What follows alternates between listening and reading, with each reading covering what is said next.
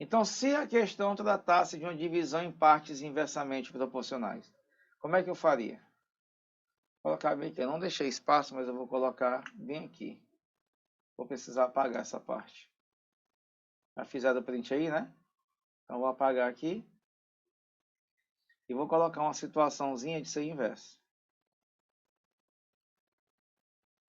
Fernando, Fala, Fábio. no caso aí, essa que tu fez antes de tu fazer inversamente. No caso, dá para fazer por regra de três. Daria. Foi o que eu disse bem no começo da questão. Como é que Mais fácil que dessa forma aqui. como é que você faria por regra de 3? Vamos lá comigo. Você, a Maria, a Ana e a Rita. 6 para 4 para 3. Certo? Como é que eu faria usando regra de 3? Você começa com o mesmo processo aqui da resolução anterior. Você pegaria isso e somaria aqui. 6 mais 4 vai dar 10. 10 com 3 dá 13. E esta soma você relaciona ao montante que vai ser dividido. Como a personagem da questão, Fábio, é a Rita, a parte da Rita é 3. Ó. Então 3 está para X. Aí você vai descobrir aqui quanto a Rita vai receber. Aqui por 13 dá 1. Aqui por 13 dá 21 mil. Fazendo meio pelos extremos, a Rita vai receber 63 mil. Como ele vai dividir esse dinheiro, Fábio, para 3 meninos, de forma igual, cada menino recebe 21 mil. Aí você tem outra saída da questão, que é resolver por regra de 3. Beleza? Olha o microfone, gente. Vamos desativar esse microfone aí.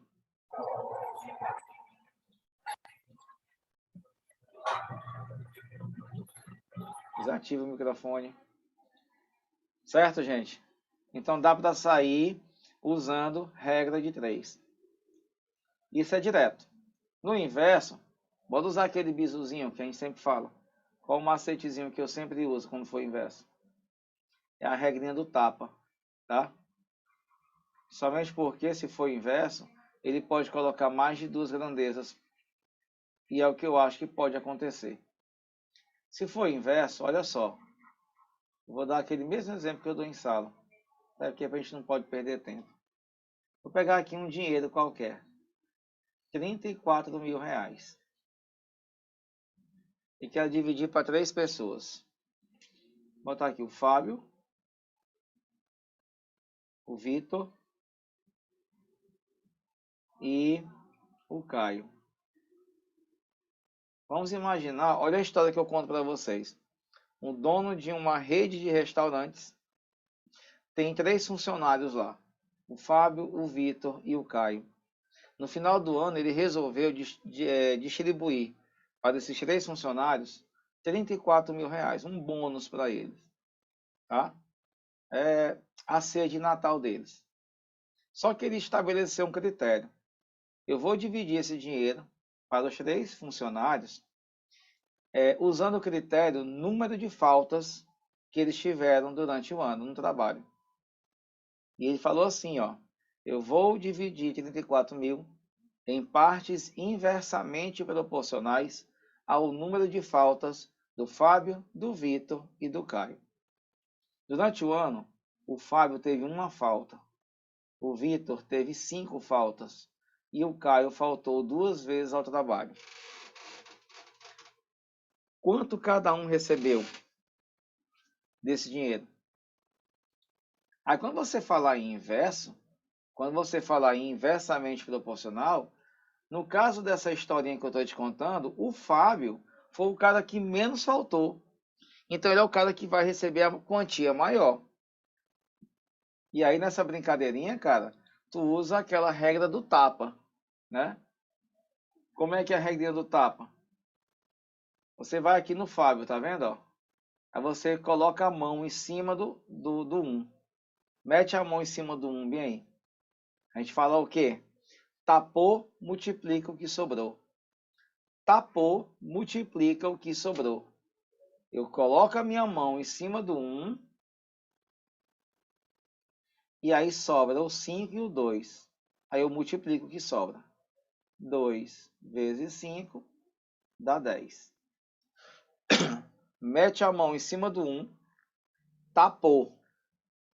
Multiplica o que sobra, que é 5 e 2, dá 10. A mesma coisa eu vou fazer com o outro agora. No Vitor, coloca aqui a mão em cima do 5, tapou. Multiplica o que sobrou, que é 1 e 2, que dá 2. E por último, você vai lá no Caio. Pega o Caio e tapa. Tapou. Multiplica o que sobrou. 1 vezes 5 dá 5. Pronto. Depois que você faz essa brincadeirinha, você vai encontrar o 10, o 2 e o 5. E agora, a partir desse momento, você vai focar aqui, ó, no 10, no 2 e no 5. Esquece esse negócio aqui e trabalha com isso. E tu vai dividir 34.000 em partes proporcionais a 10, 2 e 5. Aí faz a regrinha de 3. Ó. Soma. 10 com 2, 12. 12 mais 5, 17. Esse 17 está para 34.000. O Fábio não é mais 1. Tu vai usar para ele é o 10. O Fábio é 10. E aqui é F. Então o Fábio vai receber quanto dessa herança? 17 por 17 dá 1. 34 por 17 dá 2. 2.000. Cruz credo. F é 2.000 vezes 10. O Fábio recebe 20.000 desse bônus. Por quê? Porque o Fábio teve a menor quantidade de faltas. Aí você faz o mesmo esquema para achar o Vitor e depois para achar o Caio.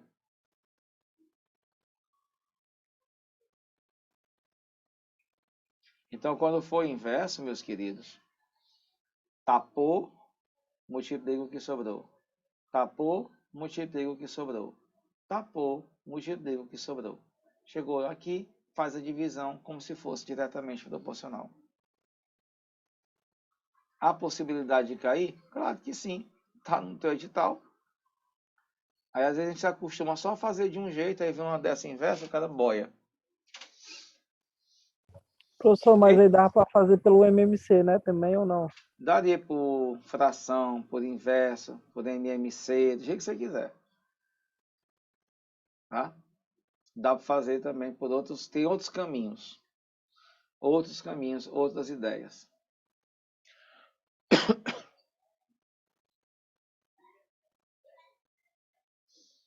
Dois, juros. É bom lembrar, né?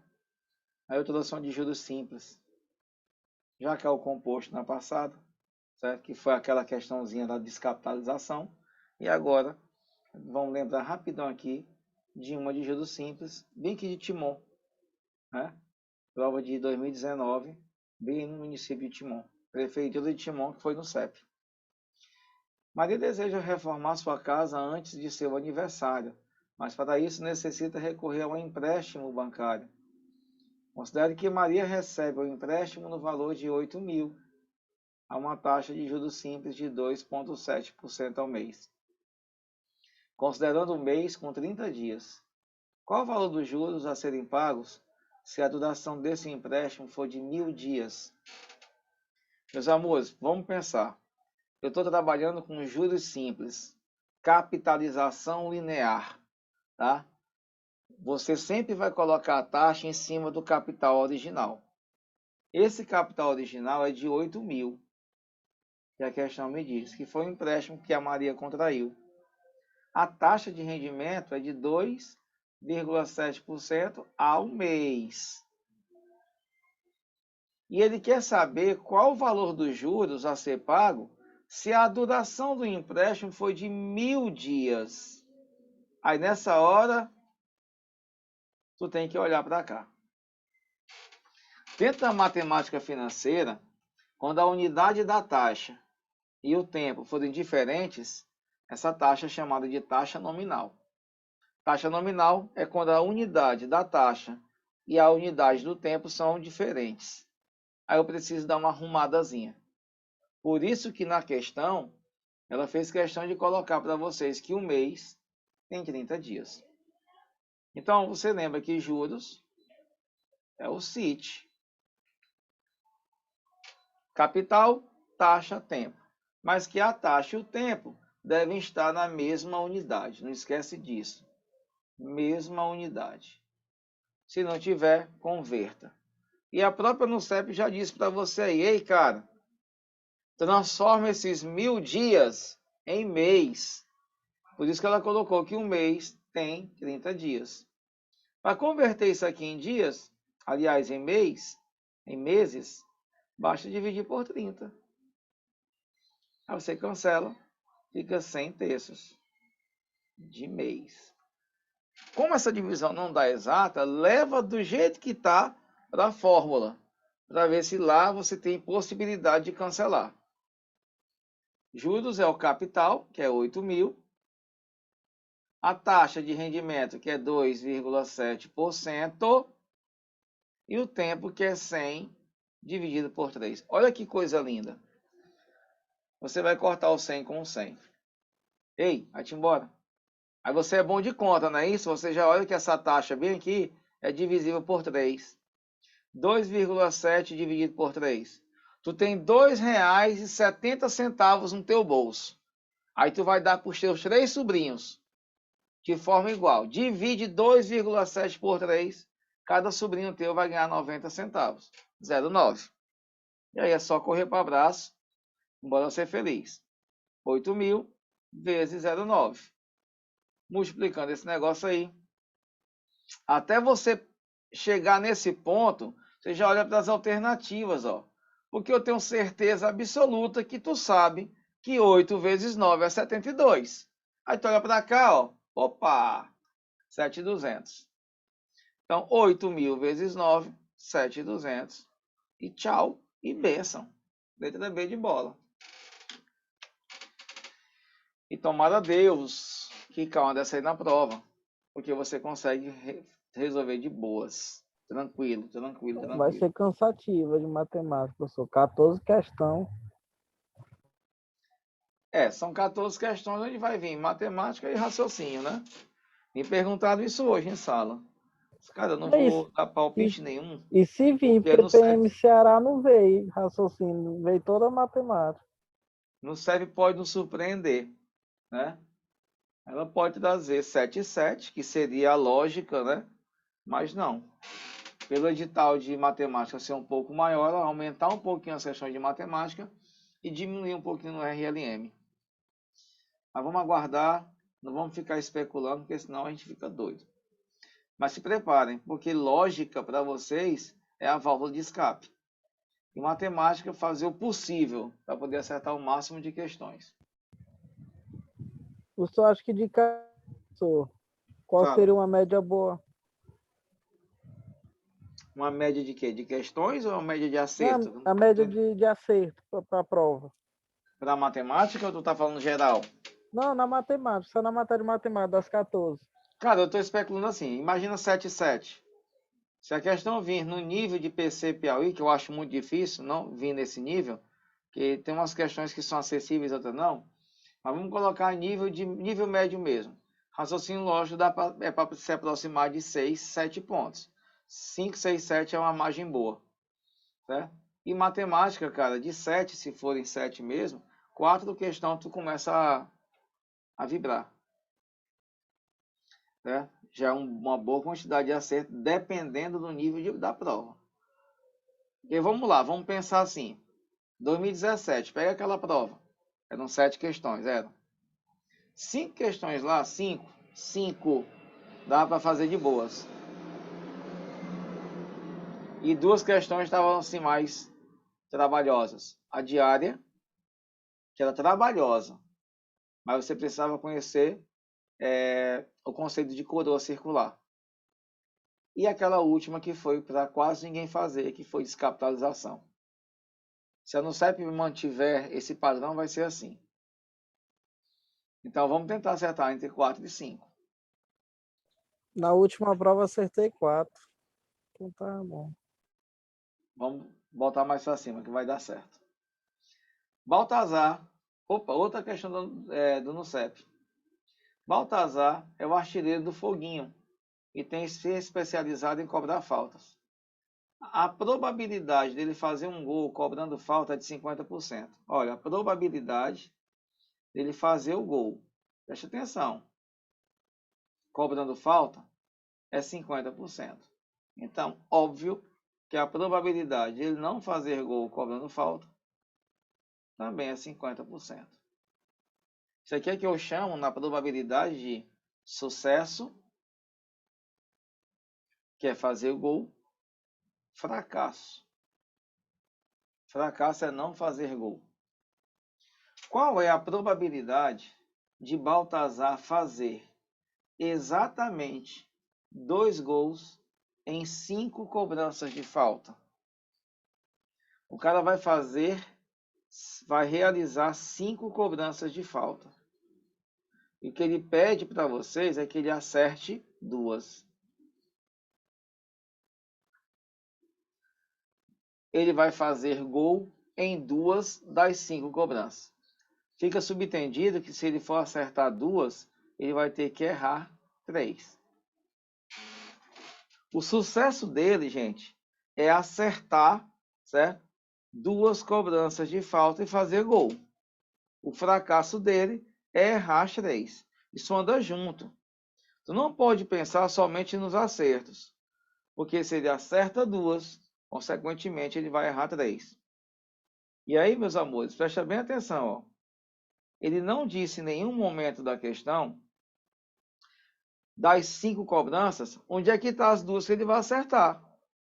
Ele pode, por exemplo, é uma situação possível, acertar aqui e errar 3.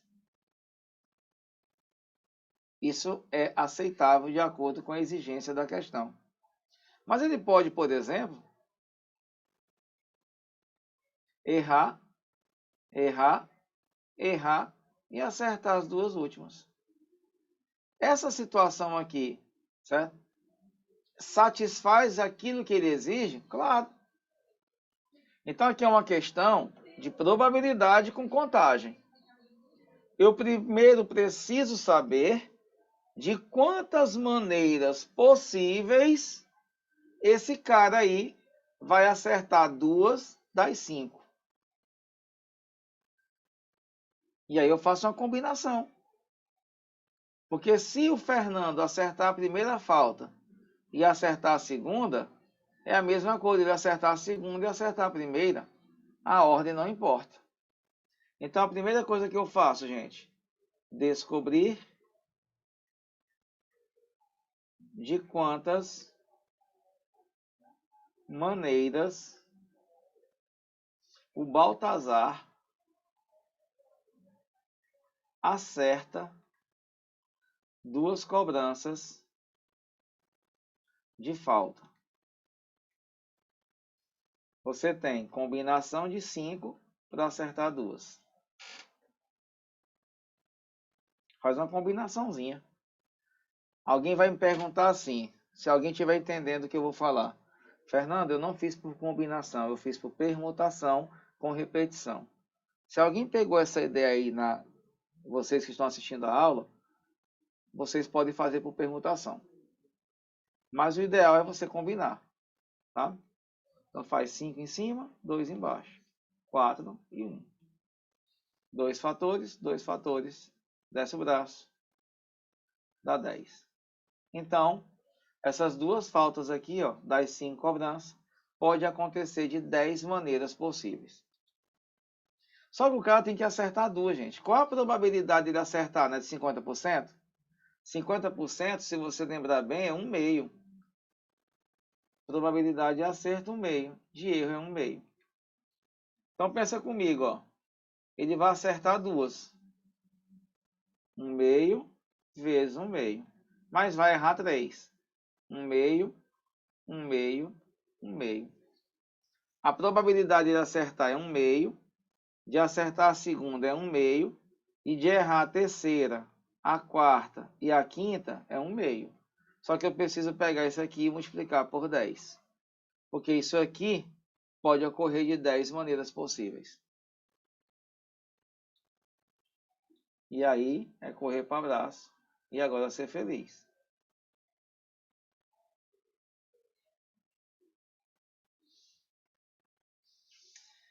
Um vezes 1 vezes 1 vezes 1 vezes 1 dá 1. Aqui 2 vezes 2, 4. 4 vezes 2, 8. 8 vezes 2, 16. 16 vezes 2, 32. Vezes 10. 10 por 32. E aí? Como é que eu vou fazer agora? Como é que eu vou desenrolar isso? Vou simplificar aqui, ó. Presta atenção que as alternativas estão em forma de porcentagem. Aí você tem duas saídas.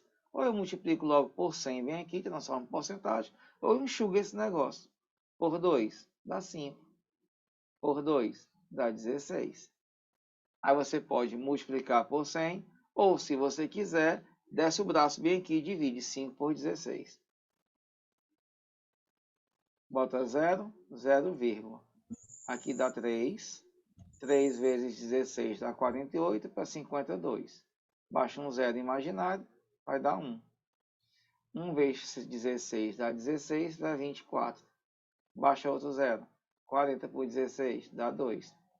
2 vezes 16 dá 32 para 48. Baixa um zero. 80 por 16 dá 5. Sobra nada. Já tem a resposta, não já, gente? 0, 31, 25. Isso aqui em porcentagem é a mesma coisa de 31,25%. Tu vai lá Letra B. e marca a letra B de bola. Professor, faz só uma recapitalização aí, que aí ele pegou, o senhor fez as 5, falta, né? Aí ele tem 2 chances de acerto, 3 de erro. É que se ele vai acertar 2, ele tem que errar 3. Sim. Mas eu preciso descobrir de quantas maneiras possíveis isso ocorre. Como eu expliquei aqui para ti, ó. Ele pode acertar aqui e errar as 3 últimas. Sim. É uma possibilidade. Mas ele pode errar as 3 primeiras e acertar 2 últimas. Satisfaz a exigência da questão. Então, o que eu tenho que fazer?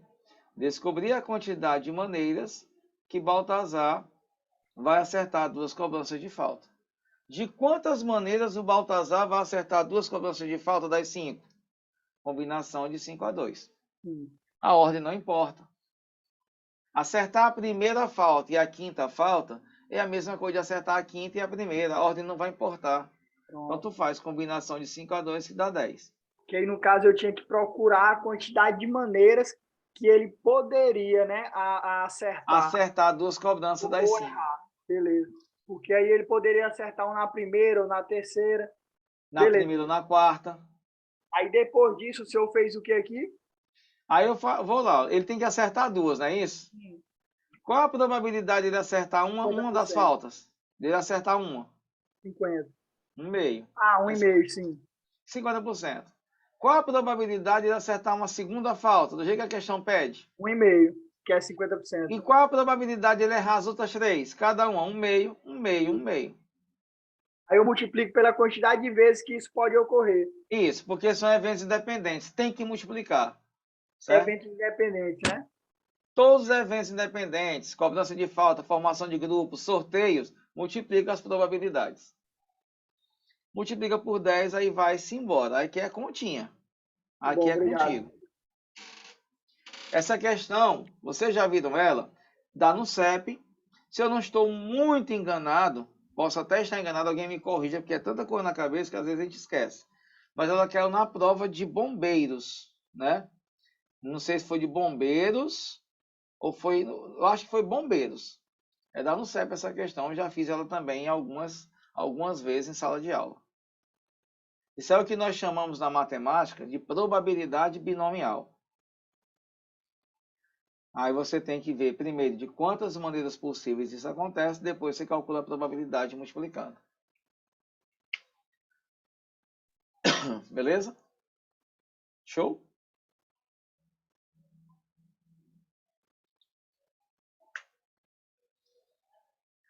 Uma guarnição do Corpo de Bombeiros é formada por 6 sargentos, 6 homens, 6 sargentos. Dentre eles tem um que se chama João. 20 soldados, Entre esses 20 soldados, tem um que se chama Emanuel. O comando geral pretende formar uma turma com 3 sargentos e 4 soldados. Olha, o comando geral quer formar uma turma, quer formar um grupo, e esse grupo ele tem 3 sargentos, vai lá, 1, 2, 3 sargentinhos e 4 soldados. 1, 2, 3, 4. Tá aí. 3 sargentos e 4 soldados.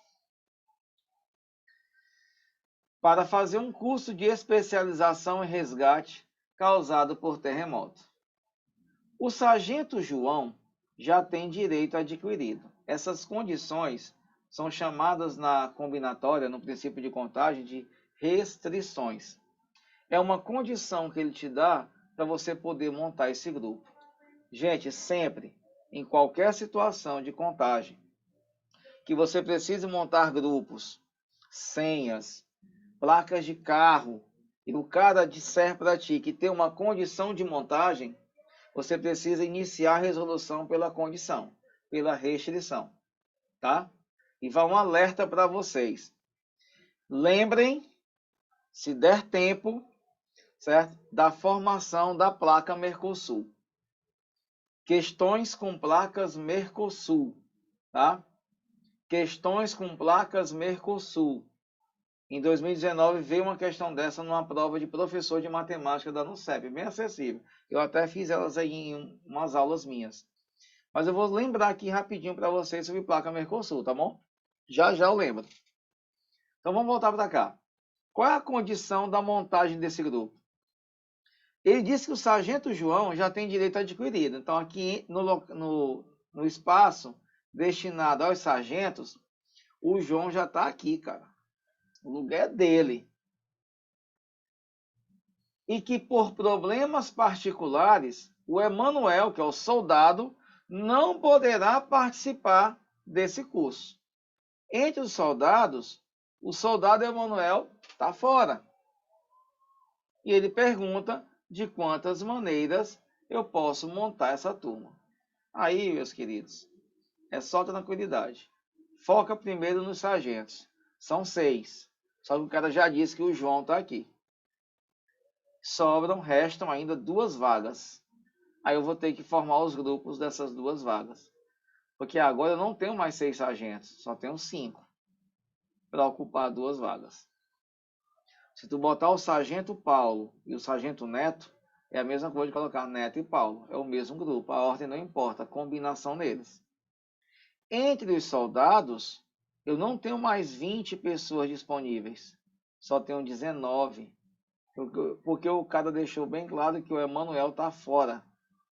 E esses 19 vão disputar 4 vagas. Como eu estou montando um grupo só, princípio multiplicativo neles. E aí vamos embora. E bora ser feliz. Aqui, 5 e 2. 2 fatores em cima, 2 fatores embaixo. Aqui, 19 e 4. Coloco quantos fatores? 4 em cima, 4 embaixo. 18, 17, 16. 3, 2 e 1. Multiplica e vai-se embora. Aí aqui, o chato da questão é isso, né? Mas é bom simplificar. Ó. 4 por 2. 5 vezes 2 dá 10. Aqui, devagarinho. 16 por 4 dá 4. 4 dividido por 2 dá 2. 18 dividido por 3 dá 6. Então ficou como lá em cima? 19 vezes 6 vezes 17 vezes 2. Desenrola esse negócio aí. Se eu não estou muito enganado, quem tiver com a maquinazinha faz para mim aí. Mas a resposta é a letra E. Ainda tem um 19 ainda. Ah? O Resultado dá, 19 ainda. resultado dá 38.760. Isso. Ó, 19 está aqui. O 6. Ah, tá 17, certo, tá certo. E o 2. Aí dá 38.760. Confirma, gente? Isso. Seu valor aí. Aí, para isso aqui não ser surpresa para vocês, isso também é uma questão da banca no CEP. Vocês já devem ter feito essa questão, tá? Se não, tá aí um modelo de questões com contagem. Fernandão, tu falou aí de placa Mercosul, cara, né? Falei.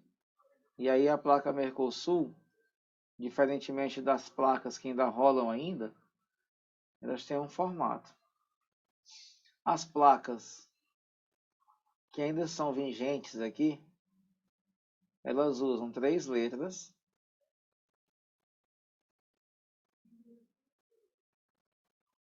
4 algarismos. Tá aí. Isso aí são as placas vigentes, as que ainda tem aí em muitos e muitos carros, né? 3 letrinhas e 4 algarismos. A placa Mercosul,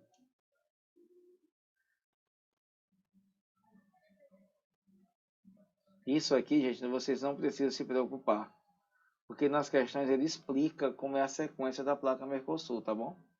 Mas a placa Mercosul é letra, letra, letra, algarismo, letra, algarismo, algarismo. Eu fiz uma questão em sala semana passada, que era uma questão mais ou menos assim. Preste atenção, eu vou falar o resumo da questão para vocês. Ele dizia no texto da questão e falava sobre as placas Mercosul e as placas antigas. Essas ainda estão em vigor. E ele explicava que as placas Mercosul, elas apareceram para que você pudesse aumentar a combinação e, consequentemente, o número de placas. Quando ele troca em relação às placas aqui antigas ainda, ele faz essa troca bem aqui, ó. Ele troca bem aqui um algarismo e na placa Mercosul, não, deixa eu só apagar aqui. Ele troca esse algarismo aqui, ó, por uma letra. Tudo isso estava na questão explicando. Uma das finalidades da placa Mercosul é aumentar a combinação, consequentemente você vai ter mais placas e pode colocar mais carros para rodar. E a questão perguntava assim, olha o que o cara perguntava na questão. Com a mudança, certo, dessas placas para a placa Mercosul, em quantos % vai aumentar a quantidade de placa? Em quantos % vai aumentar a quantidade de placa?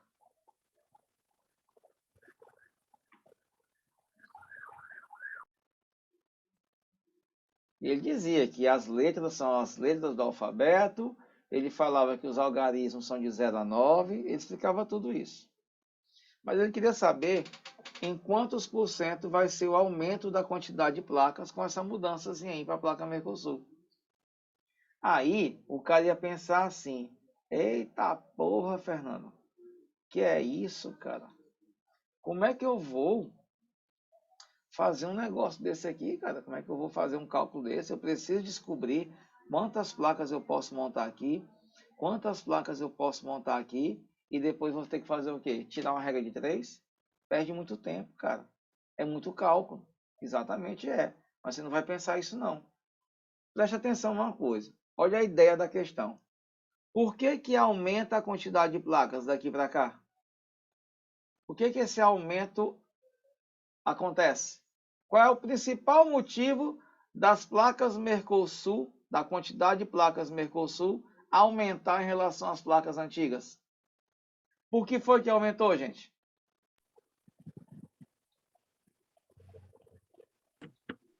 Porque Aumentou o número de letras. 6 algarismos, né, professor? Multiplica ele. Pensa comigo, eu tenho quantos algarismos para poder usar? 10. 10. O nosso sistema é decimal. Eu tenho 10 algarismos. Colocar um algarismo aqui, ó, eu tenho 10 possibilidades.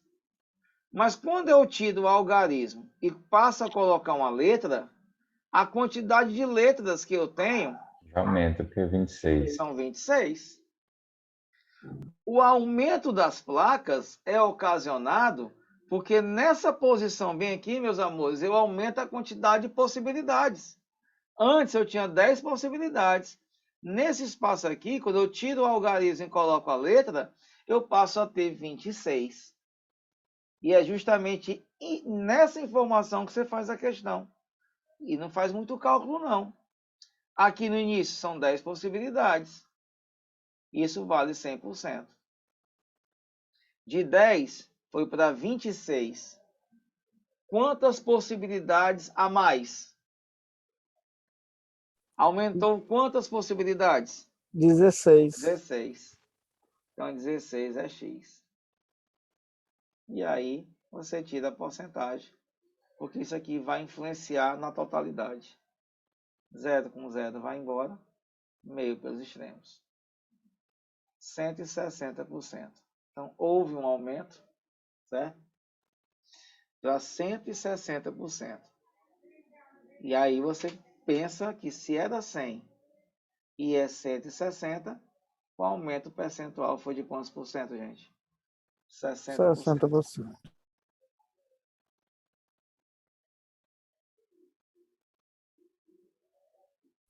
No caso, foi só dar a interpretação da pergunta, né, professor? É. Cuidado com placas Mercosul, tá aí uma deixa para vocês. Se vir, é mais ou menos lembrar da estrutura. Fernando, repete bem, por favor, de onde foi que surgiu esse 16? É porque quando eu estava na placa antiga, bem que não era um algarismo, Isso, isso. eu tenho quantos algarismos? 10. 10. São 10 possibilidades que eu posso colocar aqui. Uhum. Quando eu substituo o algarismo por letra, eu passo a ter quantas possibilidades? 26, tá certo. 26, Entendi. né? Uhum. Show de bola. Beleza? Tranquilo.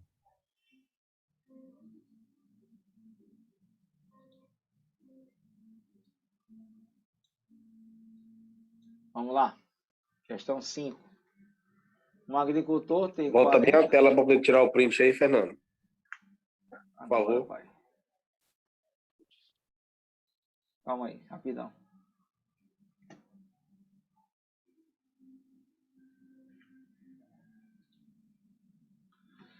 Ai, ai, ai.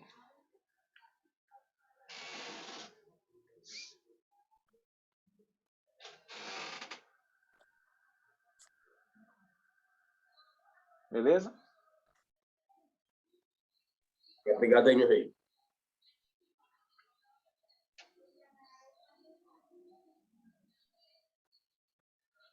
Analise as afirmações a seguir. Um agricultor tem 40 filas de pés de manga, cada uma com 20 árvores. Se uma árvore produz 18 caixas de manga, então o agricultor irá colher 14.400 caixas. É outra coisa que eu queria deixar bem claro para vocês, turma, domingo. Existe a possibilidade da banca, até porque o conteúdo de matemática e raciocínio é muito extenso, existe a possibilidade de, na prova de vocês domingo, vir questões assim, para analisar afirmações. Porque isso proporciona, faz com que no CEP possa colocar uma questões com assertivas, e em cada assertiva dessa, ela vai fazer o quê? Colocar um assunto. E ela consegue explorar a maior quantidade de assuntos possível, como ela fez em 2017. Aqui é uma questão de aritmética, geometria e de sequência. Dentro da mesma questão, ela cobrou 3 assuntos diferentes. Então vamos lá. O agricultor tem 40 filas de pés de manga. Cada uma das filas tem 20 árvores. Com essa primeira informação aqui, já dá para saber o total de pés de manga que ele tem.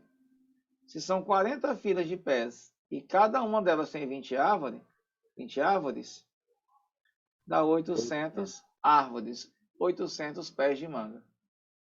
Diz também que uma árvore produz 18 caixas. Então ele vai colher isso aqui. O que é que eu faço, turma, aqui? Brincadeirinha, né? Multiplica por quem? Porque cada árvore produz 18 caixas. Como ele tem 800 árvores, então vamos lá. Ó.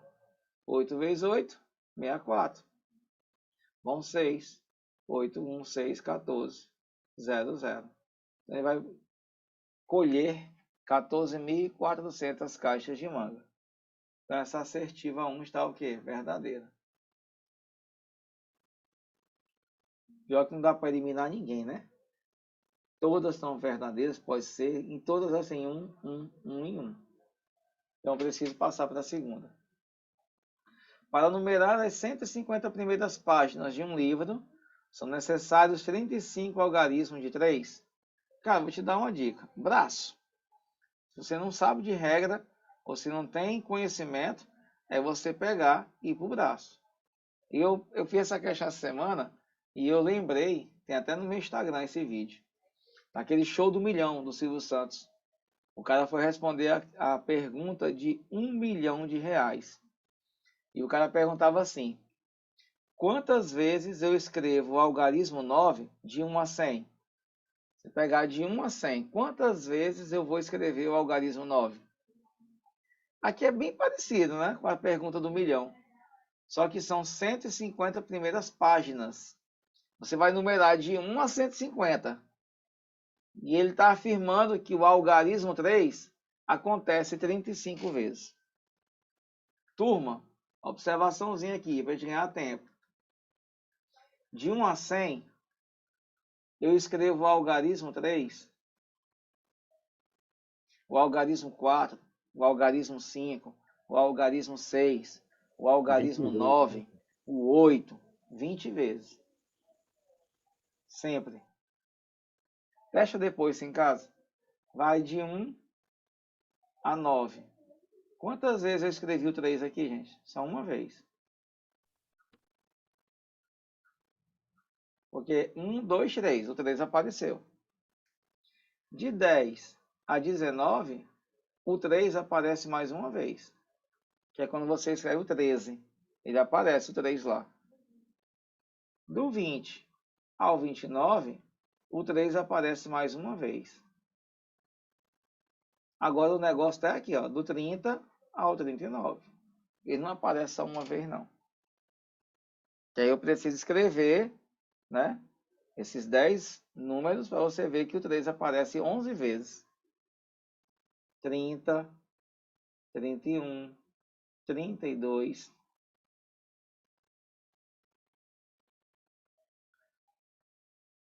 38, 39.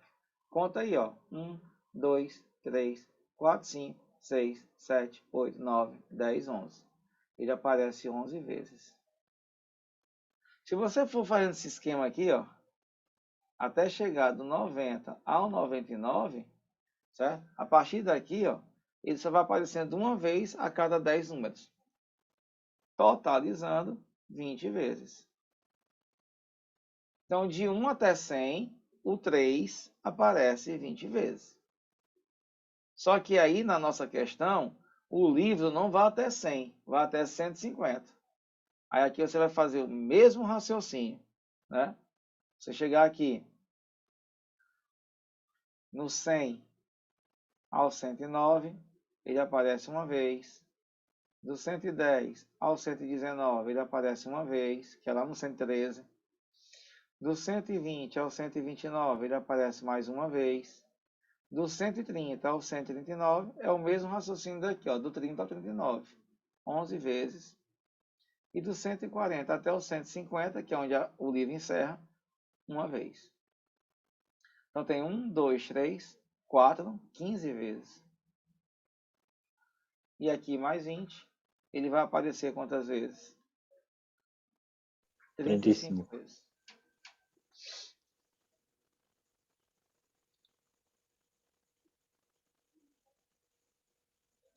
E aí, então, aqui, ó, se eu voltar, esse item está certo. 1 e o 2. Então, já começa a eliminar algumas coisinhas aí, né, gente? Já dá para eliminar quem? Letra D, E. Letra D, que a 2 está verdadeira, né? E a letra C E também. também elimino. Elimina quem? A A C, C também. não é isso? Ficaria Isso. entre A e B. Porque eu não Pessoal, posso. nesse raciocínio aí de 1 a 100, o número 1 é 21 vezes que se repete. Como? Nesse raciocínio aí de 1 a 100, se fosse o número 1, quantas vezes ele se repetiria? Seria 21. De 1 a 9 ele aparece uma vez. De 10 a 19 ele vai aparecer quantas vezes? 11. 11. De 20 a 29, Uma. Uma. 30 a 39, Uma. Uma. aí do 90 até o 99, Uma. uma. Mas se for até 100, ele aparece 21 vezes, por causa do 100. Sim, valeu. Se for até 99, só são 20 vezes. Mas no caso do 1 a 100, ele aparece 21 vezes, porque o 100 tem um. É, exatamente. Tem que se atentar, né? Isso. Definitivamente é uma questão que a NUCEP não vai cobrar de 1 a 1000, de 1 a 500. Vai ser uma questão onde ela te permita, se você não conseguir idealizar isso, desenhar, escrever. Essa questão aí é da NUCEP, professor? É, prova de bombeiros 2017. Ainda não tinha feito ela, não. Ela é uma prova muito boa de resolver, viu? 3. Polígono regular. É uma das minhas apostas, tá? De questão desse cara. Ângulo externo de um polígono regular é 24. Lembrar que polígono, para ser regular, ele precisa ter todos os lados de mesmo tamanho, todos os ângulos internos de mesmo tamanho. Por isso que ele é chamado de regular. E o ângulo externo dele é 24. Gente, lembrar que o ângulo externo de um polígono regular é 360 graus dividido pelo número de lados. Não esquece disso não, pelo amor de Deus. O ângulo externo de um polígono regular é 360 dividido por n. E aí ele deu esse ângulo externo, ele é 24. Se eu tenho o ângulo externo, dá para rapidinho eu encontrar o número de lados do polígono. O número de lados é 360 dividido por 24. E aí, dá quanto? 24 para chegar em 36 dá 12, Baixo 120. 0, 120. Então, o número de lados do polígono regular, que tem ângulo externo 24 graus, é 15. Ele é chamado de pentadecágono. Só que a questão diz, e fala logo em seguida, do número de diagonais. Opa! Como é que eu acho a quantidade de diagonais do cara? N menos 3 sobre 2. Para encontrar a quantidade de diagonais, número de lados, que é 15. 15 menos 3, 12, dividido por 2. Posso cortar? Dá 6. 15 vezes 6, 90 diagonais. O número de diagonais é 90. Aí você vai agora analisar.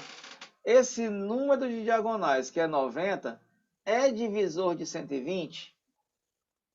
Sim ou não? Não. Não. Errado.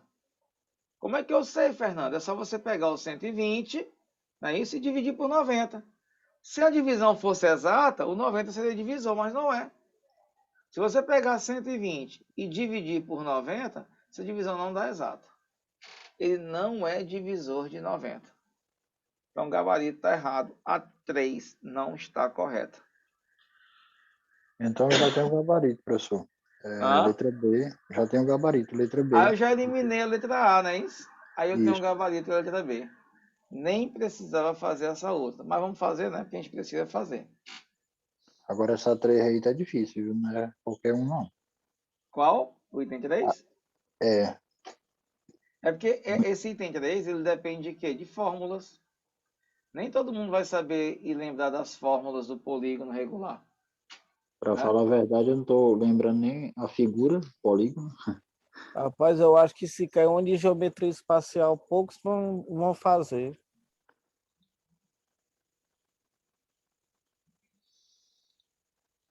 Então eu vou repetir, ó. Pedido aqui para repetir. Ângulo externo. Gente, como é que eu calculo o ângulo externo de um polígono regular? 360 por N. Ele é 24. Bota 24 aqui, ó. Faz cruz credo e você acha o número de lados. 360 por 24, 15 lados. Aí ele fala em número de diagonais. Como é que eu calculo as diagonais de um polígono? N vezes N menos 3 sobre 2. Quem é esse N? Esse N é 15, que eu acabei de descobrir. Ó. 15. 15 menos 3, 12 sobre 2. 12 por 2 dá 6. 6 vezes 15 dá 90. Então eu tenho 90 diagonais. Esse 90 é divisor de 120? Não. Como é que eu sei, Fernando? Pega 120 e divide por 90. Se não é exata a divisão, ele não é divisor. É só pegar o 120 e dividir por 90. Como a divisão não dá exato, o 90 não é divisor dele. E essa outra aqui, ó. A soma dos n primeiros termos de uma sequência é dado por soma dos n primeiros termos. É 3n2 mais n. Cara, agora eu estou em dúvida. Eu acho que é sobre 2 toda ela, tá?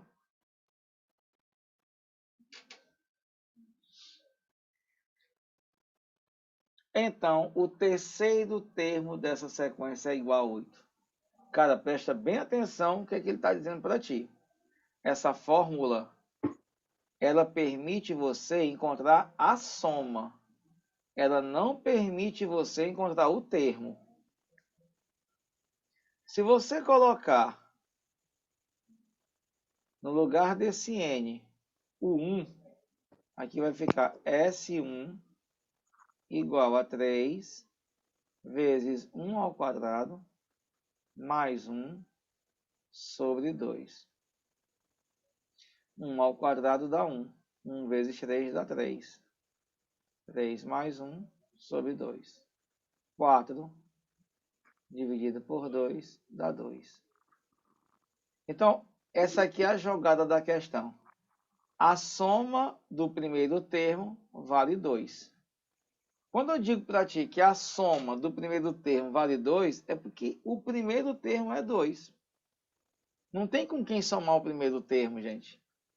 S1 é 2, o 2 corresponde ao primeiro termo.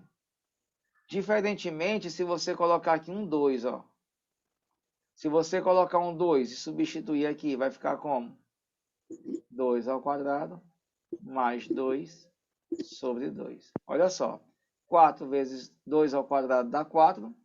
4 vezes 3 dá 12. Mais 2 sobre 2.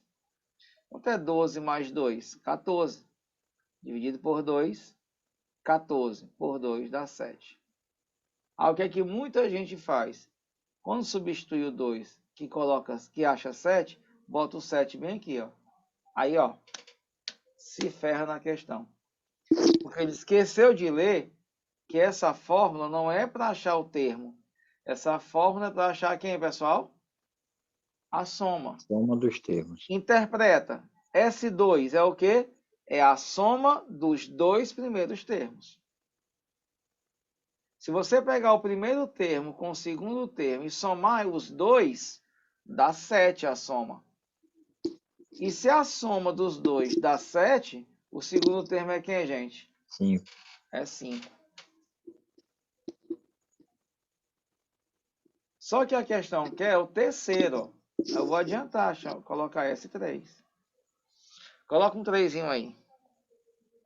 3 ao quadrado, mais 3 sobre 2. Rapidão. 3 elevado a 2 dá 9. 9 vezes 3, 27. 27 mais 3 dá 30. Dividido por 2 dá 15. É isso? 3 Isso. ao quadrado, 9. 9 vezes 3 dá o que, gente? 27. 27. Dividido por 2 dá 15. Então, vamos lá. Finalizar comigo.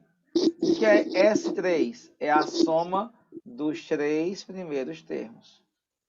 Se você pegar os 3 primeiros termos e somar, vai dar 15. Então, se a soma dos 3 primeiros termos dá 15, E eu já tenho 2 mais 5, que é 7. Para chegar em 15, o 8. terceiro termo é 8. Confere? Confere. O item 4 está correto. E o nosso gabarito é a letra B.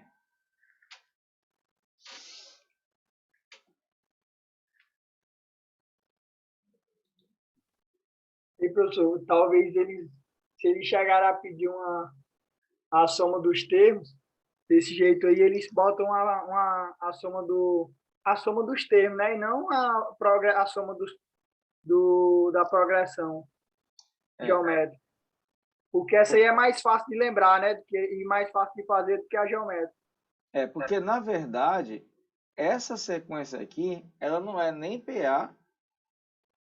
Aliás, ela é o quê? Até agora, uma PA, né? A PA de razão 3. Mais 3, mais 3. É uma PA de razão 3. Está indo de 3 em 3. E na geométrica ele é mais... É Na apelação. geométrica ele vai multiplicando, não é isso? Na verdade. Mais complicado de lembrar também a fórmula, porque É que, na verdade, isso aqui é uma sequência numérica. Ele não diz se é PA e PG. Ele podia ser uma PA, como nós estamos vendo, mas podia ser uma outra sequência que segue um padrão de formação. Que é isso. Porque quando você vai estudar PA e PG, antes você tem que estudar sequências. Para ter uma visão geral do que é uma sequência numérica. Para depois estudar os casos específicos, que é PA e PG. Tá aí. É um modelo de questão provável de estar na prova domingo, onde ele explora, dentro de uma mesma questão, vários conteúdos. Bora! Tá falando aqui, professor, vamos vestir a farda da briosa. Vamos lá. Deus quiser. Aí vamos ver 2 questõezinhas de lógica para vocês, tá bom? Só para poder a gente não deixar passar batido. Sejam x, aqui é para ser assim, x e y. Aqui é x e y, números reais. Se você não conhece os números x e y, e alguém afirma, eu não sei quem é o número x e nem sei quem é o número y. A questão deixa bem claro isso. Você não conhece esses caras. Mas alguém afirma, x é positivo e y é negativo. E nesse exato momento, se o cara diz que alguém afirma, tu tem que considerar essa sentença como verdadeira. E se ela é verdadeira, aparece aqui o conectivo E. Meus amiguinhos, onde é que o E da verdade? Quando tudo é Quando verdade. tudo for verdade. Então essa primeira sentença aqui ela é verdadeira. Essa segunda também é verdadeira. E aí eu tiro uma conclusão, mesmo não sabendo quem são os números. Qual é a minha conclusão? Que esse x ele é um número positivo e que esse y é um número negativo. São 2 verdades. E a NUCEP pergunta: pode-se afirmar corretamente que, dessas 5 sentenças, o que é verdade também? Aí você olha para a letra A. Na letra A, ela usa Letra o C. quê? O ou. O ou. Só que ela diz que o x é nulo, o y é nulo. O x é nulo, gente? É não. O x é Não o é quê? positivo. Positivo. Ele não é nulo, isso é falso. O y é nulo? Não, gente. O y é o quê? Negativo. Isso é falso também. E no ou, falso com falso dá o quê, queridos? Dá falso. Então a letra A está fora. O E, aqui, ó, você já para, vai dar falso isso. Porque eu sei que o x não é nulo e que o y não é nulo. Eles não são nulos, né? Isso aqui é falso. Falso com falso no E dá falso. Então a letra D pode eliminar também, professor, que tem nulo.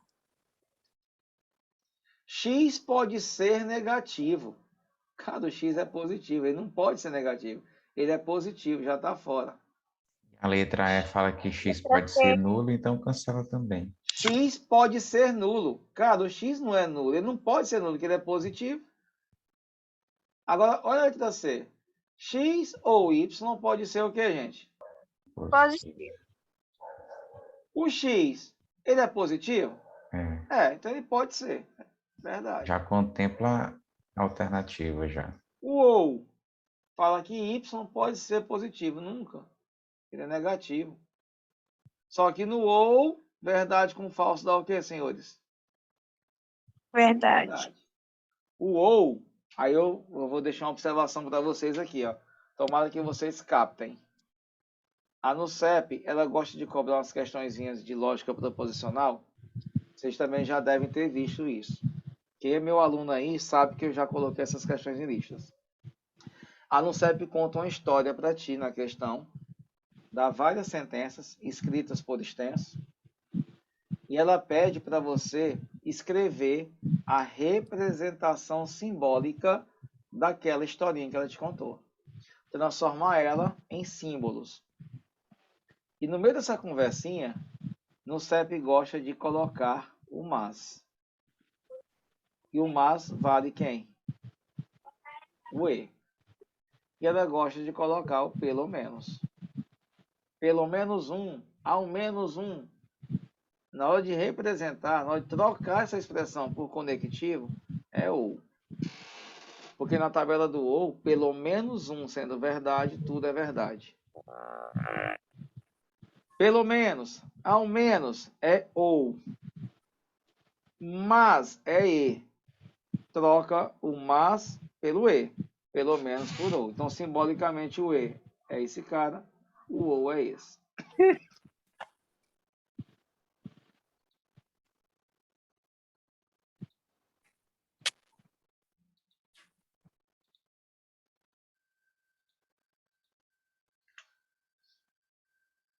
E essa aqui, que foi da prova PCPI. Fernando, nessa representação que tu fez aí do V ou F lá no canto superior direito, não seria falso, não? Como? Repete. Nessa representação que tu fez aí, de V ou F no canto superior, Aqui. ela não seria falsa, não? Não, porque é ou.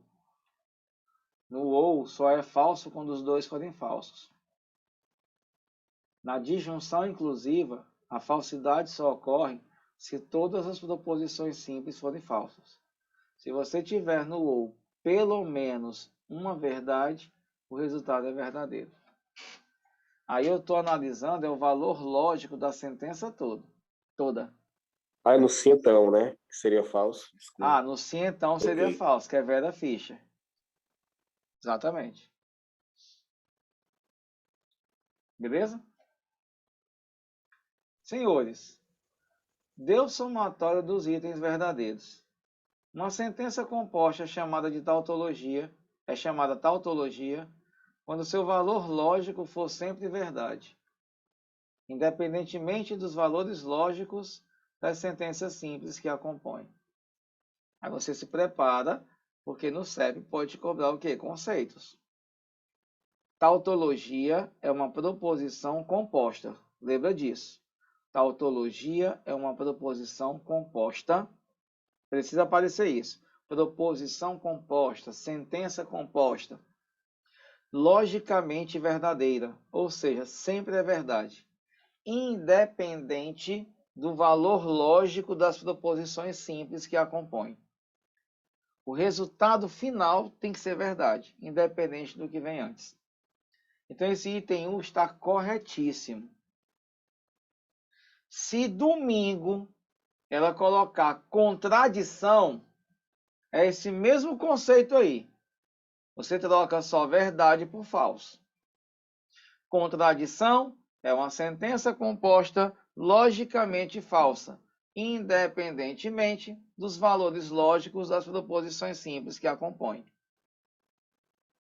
E pelo amor de Deus, por tudo que é mais sagrado nessa vida, quando você estiver trabalhando com proposições que for pedido para vocês lá na prova, se for pedido, se cair, o número de linhas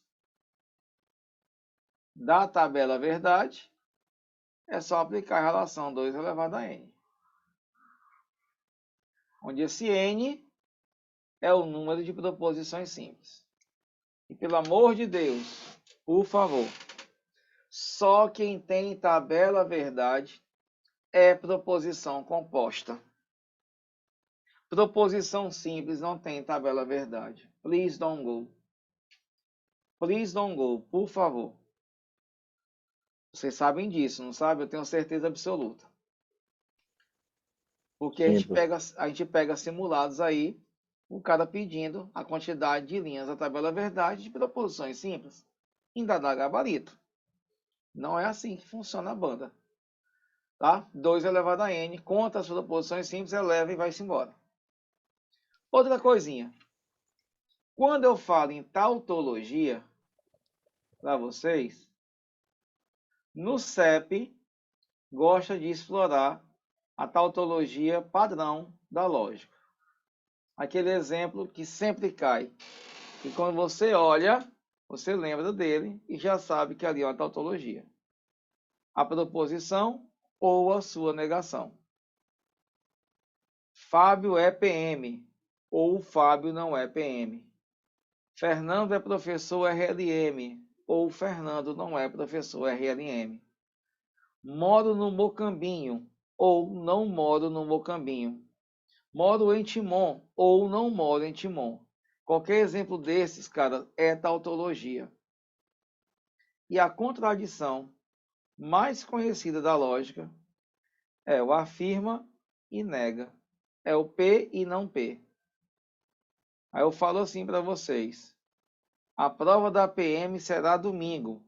E a prova da PM não será domingo. Isso é uma contradição. Fernando é professor de língua portuguesa. E Fernando não é professor de língua portuguesa. Afirma e nega. Contradição.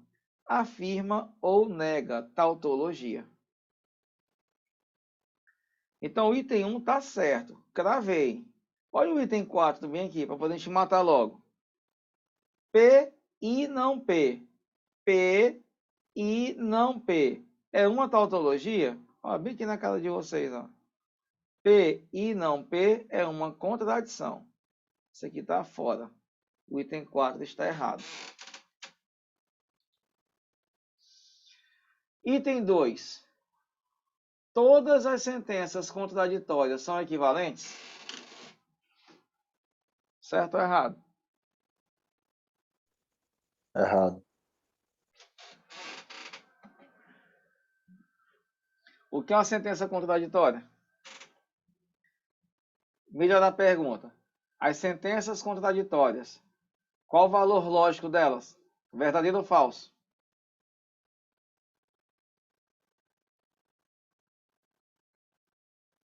Sentenças contraditórias são verdadeiras ou falsas? Verdadeiro. Sentenças tautológicas são verdadeiras ou falsas? A tautológica é quando é tudo é verdadeiro. Tautológicas são verdadeiras. Contradição E as são sentenças contraditórias são o que, gente? falsas.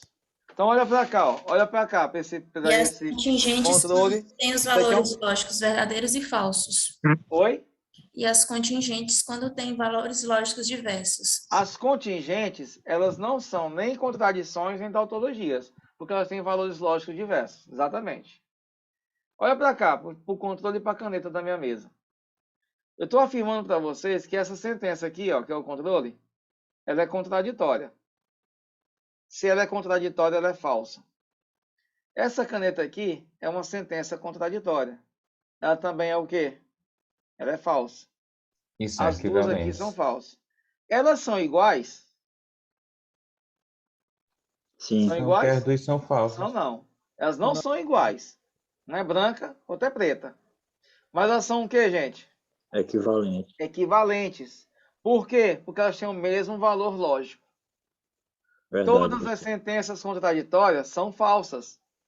E se todas são falsas, elas não são iguais, elas são equivalentes.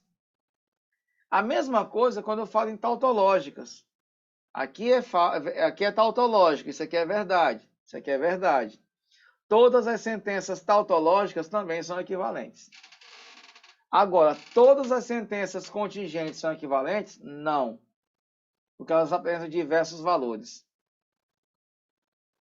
Então, quando o cara falar para mim que toda sentença contraditória é equivalente, isso é verdade. Pode cravar. Tá certo. E quando o cara falar, existem duas sentenças tautológicas que não são equivalentes, é mentira. Porque todas as sentenças tautológicas são equivalentes. Se você falar que não são, você está mentindo.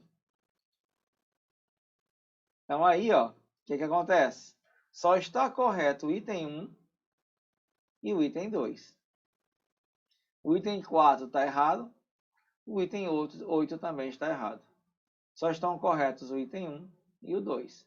A somatória disso dá quanto? 1 mais 2, 3. Letra A. Professor, hoje eu respondi uma questão dela, que ela era uma regra de 3, sem dar números, só com você faz um serviço X em X dias, durante X horas, portanto... X metros de muro. Isso, e sabendo Y mesmo. homens em Y Aí, dias, trabalhando exatamente. Y horas diárias, vão construir quantos metros de muro? Eu achei muito interessante ela, bacana, gostei. Ela é da PM Piauí 2013.